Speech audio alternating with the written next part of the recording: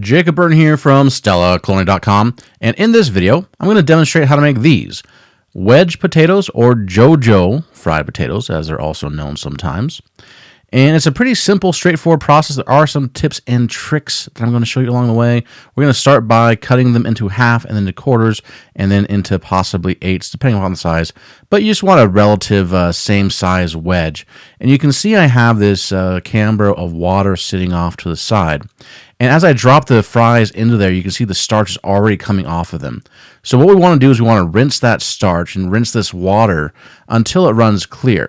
And what that's going to do is it's going to keep the wedge potatoes from becoming gummy during the frying process, and it's also going to allow them to fry up cleaner and crisper. Next, we're going to blanch, and we're going to blanch using water, and this is trick number 1.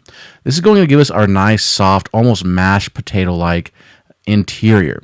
So we're covering it with cold water, and to this we're adding 2% white wine vinegar. And what's happening here is the acid in the vinegar sets the pectin on the outside skin of the potato, and this is going to hold our potato together later on. So once the potato is nice and tender, you can remove it from the stove and shock it in some ice water.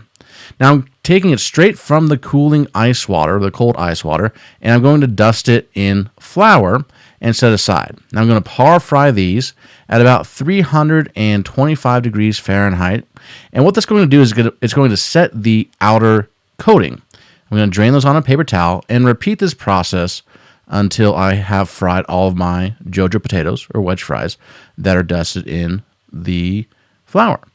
I'm going to season the fries with whatever fry mix seasoning I want. And I'm going to lay these individually on a sheet tray and pop them into the freezer.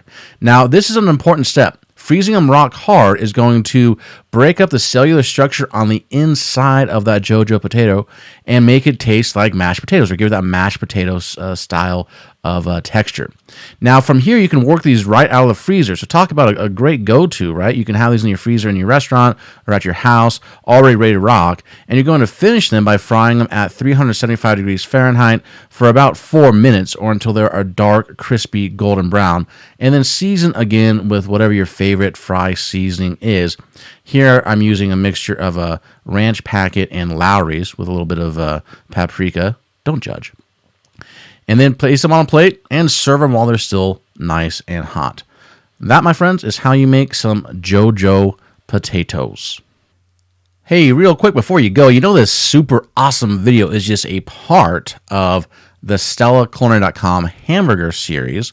So go to StellaCulinary.com/hamburger and you can see how we make our hamburger brioche buns, hamburger patties, the double-double, seasoned fries, battered fries, traditional French fries.